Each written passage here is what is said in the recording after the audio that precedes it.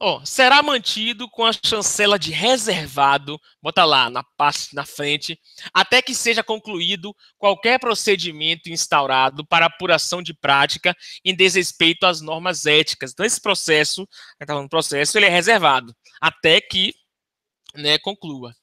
Concluída a investigação e após a deliberação da CEP ou da Comissão de Ética do órgão ou entidade, os autos do procedimento deixarão de ser reservados. Então, enquanto está rolando o processo, é reservado. Concluiu, não é mais reservado. Na hipótese de os autos estarem instruídos com documento acobertado por sigilo legal, o acesso a esse tipo de documento somente será permitido a quem detiver igual direito perante o órgão ou entidade originariamente encarregado de sua guarda. Vou tentar pensar um exemplo. Não, contra-cheque não, porque contra-cheque dá. Mas às vezes, sei lá, Vamos imaginar que algum desses processos aqui na comissão de ética, eles tenham requerido documentos que envolvam menores de idade, filho do servidor, né? Detalhe, processos judiciais que envolvem o filho do servidor, né? Então, judicialmente isso é sigiloso. Aqui vai continuar sigiloso também. Então, mas eu acabei de falar que quando o processo acaba, ele perde a chancela de sigiloso. Tá, o processo não vai ser mais sigiloso, mas não é por isso que você vai poder ter acesso a dados do filho desse servidor. Então, só vai ter acesso a esses dados secretos, sigilosos, quem teria o mesmo acesso na justiça, ou seja, que é o pai, a mãe, o advogado da parte. Então, o processo deixa de ser reservado, mas isso não impede que alguns documentos dentro do processo ainda continuem sendo reservados, tá? Então, mais ou menos isso que esse parágrafo segundo quis dizer.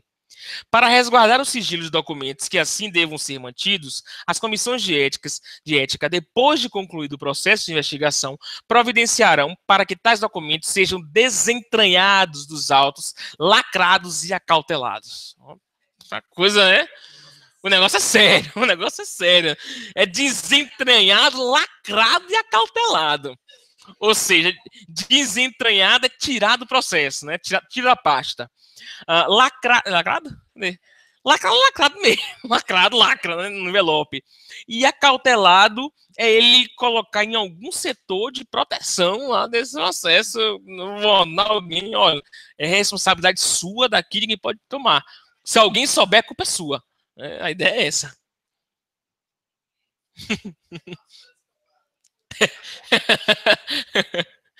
Então, a ideia é essa nesse processo aí. Esconder tudo junto, que é a mesma ideia, então eu tinha que manter numa folha só. A qualquer pessoa que esteja sendo investigado, é assegurado o direito de saber o que lhe está sendo imputado, de conhecer o teor da acusação e de ter vista dos autos. Isso é o quê? Contraditório. Né? Então, é o direito de saber o que está sendo imputado a mim, conhecer o teor da acusação e poder ter vista aos autos, ver o processo lá. No recinto das comissões de ética, mesmo que ainda não tenha sido notificada da existência do procedimento investigatório. Então, às vezes, a pessoa não é investigada, mas a fofoca já rolou, já correu pelos corredores lá, e ele ficou afobado, a pessoa vai lá saber o que é, né? É verdade, é verdade. Aí funciona. É uma fofoca que a portas fechadas vaza a história lá, né? E ninguém sabe, é verdade, é complicado. O direito assegurado nesse artigo inclui o de obter cópia dos autos e de certidão do seu teor. Então você pode ir lá xerocar, porque às vezes a pessoa quer mostrar para o advogado, né? Então vai lá, pega a cópia. O investigado, exato. Investigado. Porque isso aqui está sigiloso ainda para todo mundo. Só o investigado que tem, né, até esse momento aqui, o direito de ver. Ou investigado ou advogado, né, com procuração. A gente pode ver isso aqui.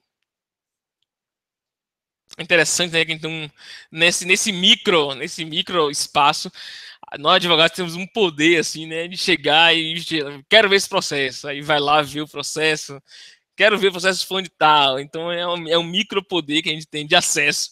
Não é grande coisa não, mas é uma já é alguma coisinha, né, que a gente tem aí de ver esse negócio.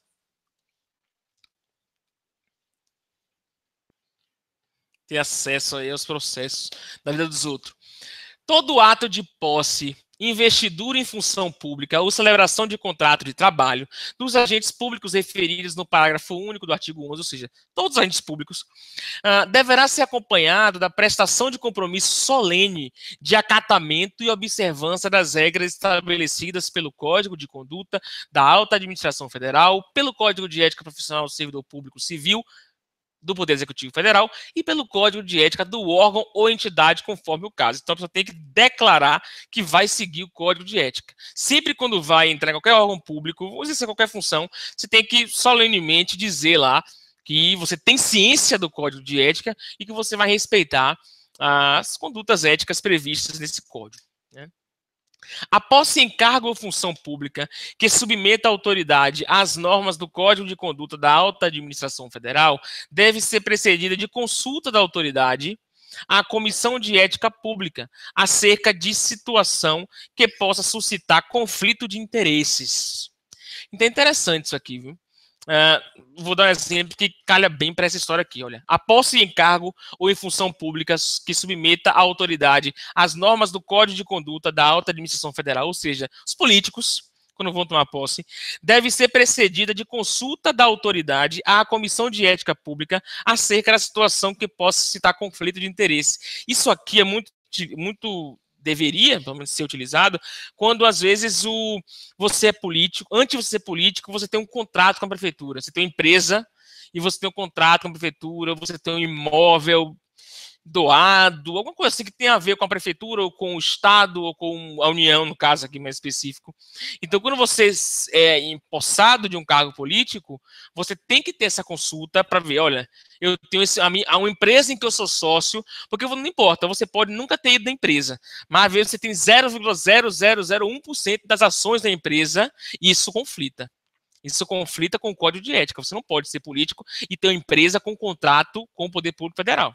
Você tem que abrir mão aí, ou do cargo ou da empresa, né? Então é só um exemplo para você perceber mais ou menos que é uma situação de que conflita e que provavelmente, se ele consultar o Código de Ética, como ele deve consultar, o Código não, a Comissão de Ética vai apontar que ele não pode ter essa situação ao mesmo tempo. Então é uma das recomendações que o Código, que o decreto estatui aí para este servidor.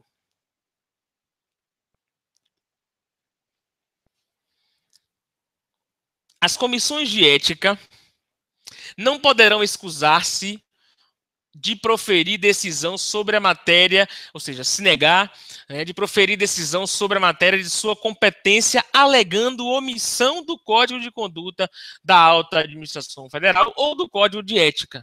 Então ele não pode dizer, olha, no Código de Ética não tem sobre isso, não tem isso. Não pode alegar essa história. Que, se existente, será suprida, ou seja, se existir uma omissão realmente, será suprida pela analogia, você vai grifar isso aqui, pela analogia e pela invocação aos princípios da legalidade, moralidade, impessoalidade, publicidade e eficiência. Ou seja, a comissão de ética não pode dizer, eu não posso julgar, porque isso não tem no Código de Ética. Isso não é desculpa. O Código diz que você deve usar analogia. Ou seja, pega um caso parecido, pega um comando parecido. Claro, se lá no Código de Ética está escrito que você não pode roubar um computador, né, e você rouba um ar-condicionado, não é porque você, né, furtou, o termo correto, não é porque não tem lá furtar ar-condicionado, você sabe muito bem que se furtar computador é errado, furtar ar-condicionado também, né? Então, a forma de você usar analogia, a ideia é mais ou menos essa. E ainda assim você usa o LIMP, né? Legalidade, impessoalidade, moralidade, publicidade e eficiência. Diga. Mas é no Código de... isso é no Código Penal. É, Código Penal. Crime que é assim. Mas se ao pé da letra, vamos lá, ao pé da letra não, mas se você, eu como advogado, eu usaria esse argumento que você me falou agora. Eu usaria. E dizer que isso aqui é nulo. Ela falou, o argumento assim, de que você não pode ser condenado por uma coisa que não está escrita. Você não pode usar uma analogia para condenar alguém. Né? Você não pode usar um caso parecido para condenar alguém. Olha, se não estava lá escrito isso, Grosseiramente falando, se não estava escrito que era proibido, eu podia fazer. Né? Então, eu, enquanto advogado, você, um forte argumento. Você não pode condenar o servidor por uma conduta antiética se isso não está no código como antiético. Né? Claro, não está expresso. Você vai inventar, vai pegar uma coisa parecida, né, que você acha parecida, porque nem sempre a coisa é tão simples, nem sempre é furtar um computador e furtar um ar-condicionado. Muitas vezes é muito delicado. É muito delicado, é um deixar de observar alguma coisa, né? Deixar de fazer alguma coisa, de repente você não sabia e não, mas você deveria ter feito isso. Então, sabe? É muito delicado, é muito subjetivo. É, exato. Comportamento. É, exatamente. Então é um argumento muito forte para você anular uma decisão, anular uma condenação. Mas para prova, analogia vale. Né? A gente fica com a analogia e fica com a história aí de que não pode, porque necessariamente não existe você julgar ou deixar de julgar. Existe a possibilidade de você julgar inocentando, né? Não é somente deixar de julgar. Existe uma terceira via, que é você julgar inocentando, dizendo, olha, não tem previsão legal, inocento. Aqui ele coloca como se houvesse, diante de uma omissão, a opção de você não julgar. Não, diante de uma omissão, você pode inocentar. Não necessariamente você, né, não julgar. É complicado.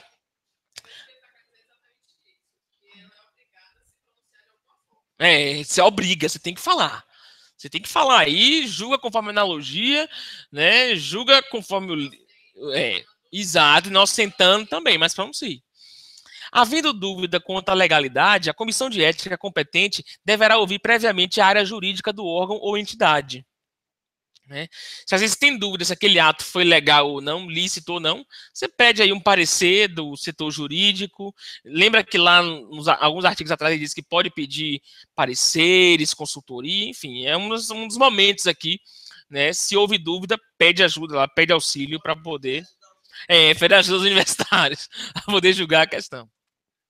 Cumpre a CEP responder a consultas sobre aspectos éticos que lhe forem dirigidas pelas demais comissões de ética.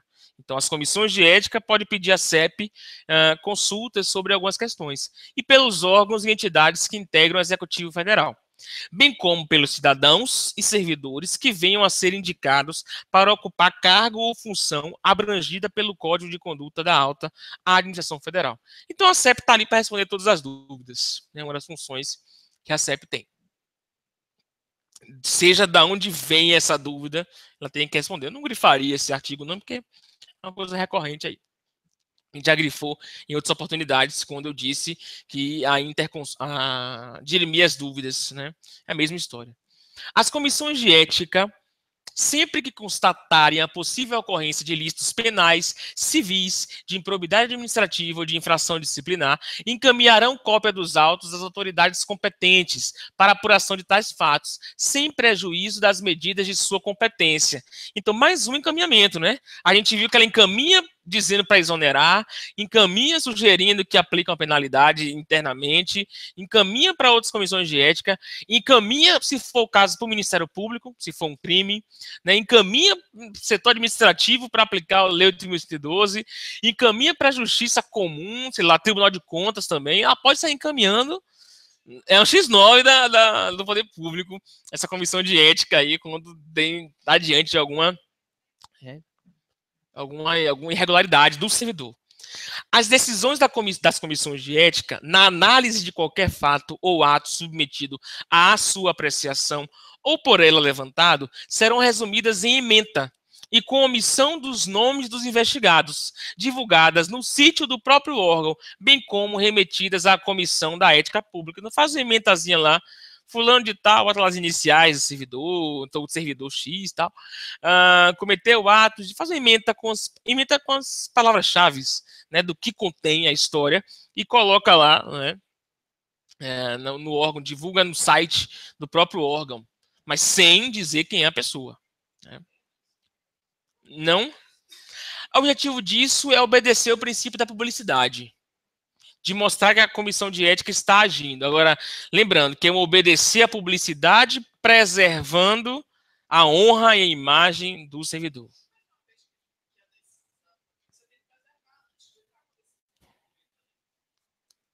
Sim. Mas não, assim não, né? Divulgar assim não. Abertamente não. Não, não divulga assim não. Não publica assim não. Claro, as pessoas podem ter acesso, mas tem que ir lá procurar, né? Procurar saber quem é. Agora, não divulga em diário oficial que o servidor tal, não. Tá? Ela tem que divulgar as ações dela. É, é.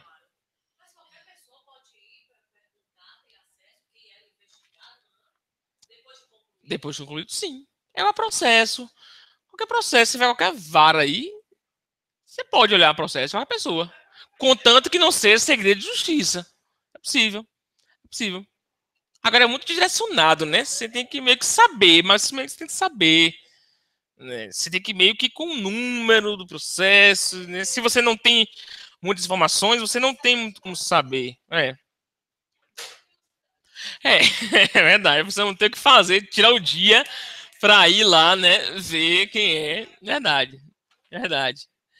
Os trabalhos nas comissões de ética, de que tratam os incisos 2 e 3 do artigo 2º, são considerados relevantes e têm prioridade sobre as atribuições próprias dos cargos dos seus membros, quando estes não atuarem com exclusividade na comissão.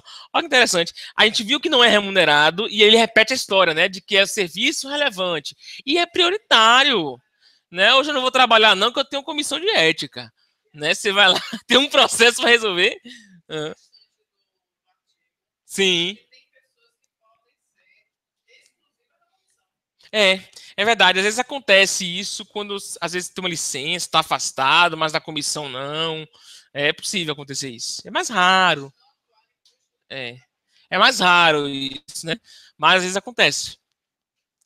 Os órgãos e entidades da administração pública federal darão tratamento prioritário às solicitações de documentos necessários à instrução dos procedimentos de investigação instaurados pela Comissão de Ética.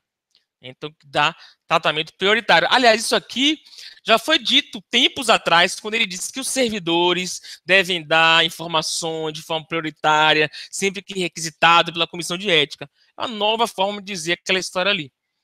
Na hipótese de haver inobservância do dever funcional previsto no caput, né, a comissão de ética adotará as providências previstas no inciso 3 do parágrafo 5º do artigo 12. Dá uma olhada lá, vamos lá. Ver que vai no artigo 12, olha o parágrafo 5º e o inciso 3. O que é que vai ser feito? Se você não facilitar a vida, vai abrir um processo administrativo contra você. Se você não facilitar a vida da comissão de ética, né?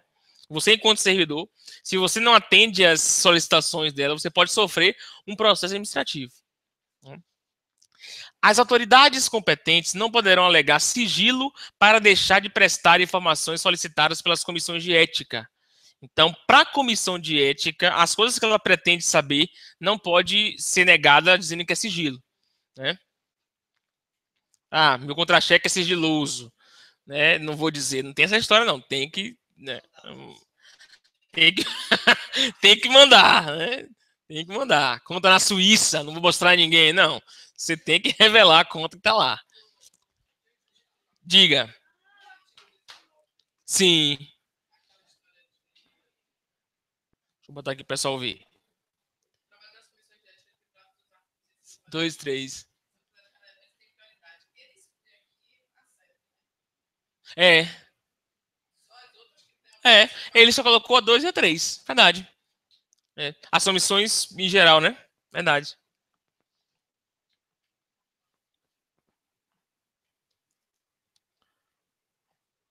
Então aqui, da 21, é isso. A infração de natureza ética cometida por membro de comissão de ética de que trata os incisos 2 e 3 do artigo 2º será apurada pela comissão de ética pública. Então, quem é que julga os membros das comissões de ética? A CEP, a Comissão de Ética Pública. Né? Eles também erram, viu? A Comissão de Ética Pública manterá banco de dados de sanções aplicadas pelas comissões de ética, de que trata os incisos 2 e 3 do artigo 2º, e de suas próprias sanções, para fins de consulta pelos órgãos ou entidades da administração pública federal, em caso de nomeação para cargo em comissão de alta relevância pública. Então, vai lá, quando é para nomear um ministro, sei lá, uma coisa assim, então deveria consultar o código de ética para ver a índole desse sujeito, né? Para ver se ele realmente é digno de estar naquele cargo aí. Parágrafo único. O banco de dados referido nesse artigo engloba as sanções aplicadas a qualquer dos agentes públicos mencionados no parágrafo único do artigo 11 desse decreto, ou seja, qualquer agente público, como já foi falado. Os representantes das comissões de ética de que tratam os incisos 2 e 3 atuarão como elementos de ligação com a CEP, né, que disporá em resolução própria sobre as atividades que deverão desenvolver para o cumprimento desse mistério. Essas resoluções, graças a Deus, não vai cair, né, dizendo o que cada um deve fazer. Elas são bem chatas, essas resoluções, bem decorebas, mas graças a Deus não tá nesse edital. Mas sabe que cada um, né, tem essa função de ser uma ponte aí com a CEP, né. As normas do Código de Conduta da Alta Administração Federal, que também não cai para a gente, do Código de Ética Profissional do Servidor Público Civil do Poder Executivo Federal e do Código de Ética do órgão ou entidade aplicam-se, no que couber, às autoridades e agentes públicos neles referidos, mesmo quando em gozo de licença. A gente viu que, inclusive, na vida privada se aplica, né? Então, em licença também se aplica. Então, mesmo sem licença, se você roubar dinheiro público, você vai ser condenado, né? É igual a aposentadoria. Mesmo se aposentando, não escapa de você ser condenado, tá? Aqui tem uma parte mais burocrática, né? Que ficam revogados os incisos que eu nem trouxe para vocês, pois eles já está tudo revogado, então não é bom nem a gente ler, né? Coisas que foram revogadas, para a gente, e esse decreto entra em vigor na data de sua publicação. Vamos fazer questões e dirimir quaisquer dúvidas. A gente fez a questão 2 e 4, não foi isso? Então, vamos por partes. Faça a primeira questão aí para a gente... Vamos lá. O decreto número 6.029, de 2007, institui o Sistema de Gestão de Ética do Poder Executivo Federal. Sobre as comissões que integram o Sistema de Gestão de Ética do Poder Executivo Federal, é correto afirmar: os membros das comissões de ética pública, CEP, de cada entidade do Poder Executivo poderão escolher entre receber a remuneração do cargo na CEP ou de seu cargo efetivo ou emprego, não, né? Não é remunerado. Não é remunerado. Letra B. Cada comissão de ética das entidades ou órgão do Poder Executivo Federal deve ser composta por 3 membros e 3 suplentes, escolhidos entre servidores e empregados de seu quadro permanente. Verdade. É verdadeiro, né? É a nossa resposta. Letra C. Os membros da Comissão de Ética Pública devem ter mandatos de 3 anos, que iniciam e terminam conjuntamente. Falso. Conjuntamente é o que é o falso, né? É alternado. Não são permitidas reconduções de mandatos. Falso. Que é permitida. Quantas reconduções? Uma, né? Então, uma recondução. Permitida apenas uma recondução.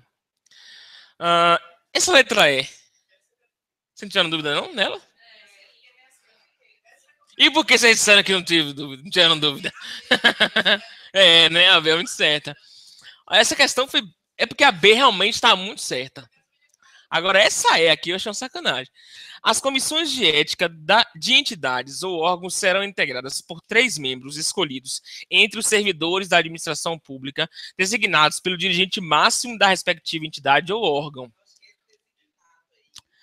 Olha, não, o que eu acho que é o erro aí, a única parte que eu vejo como erro foi a falta de dizer que 3 membros e 3 suplentes. O que é uma sacanagem. Muito sacanagem. Porque isso aqui está praticamente o texto da lei. Eu não lembro qual é o artigo que está aí. Ele tá logo depois do artigo que fala da competência. Esse artigo 5, 6. Tem lá básica, quase isso aqui. Só não tem a parte do suplente. Quer dizer, lá tem a parte do suplente, aqui não tem a parte do suplente. Tá?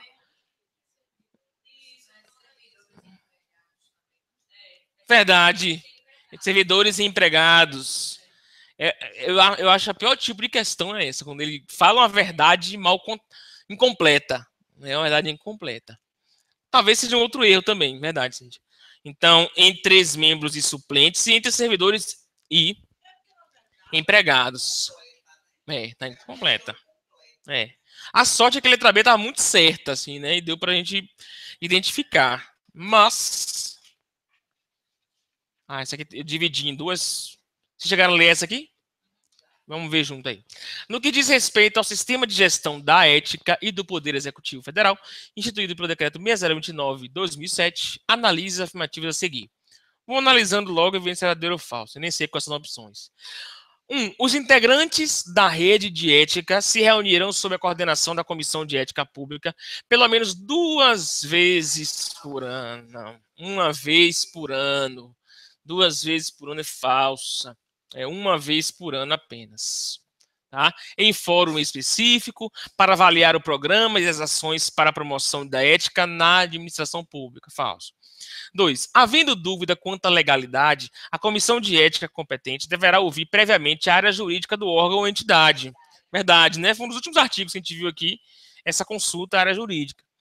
3. Concluída a instrução processual, as comissões de ética proferirão decisão conclusiva e fundamentada. Verdade. As autoridades competentes não poderão alegar sigilo para deixar de prestar informação solicitada pelas comissões de ética. Verdade. 2, 3 e 4, correta. Letra D. Ok. 2, 3 e 4 são as corretas. Alguma dúvida em relação a essa questão? Não, né? Vamos ver a próxima. Deixa eu ver o horário. Vamos fazer junto pelo horário, tá? Para eu poder analisar cada uma com calma.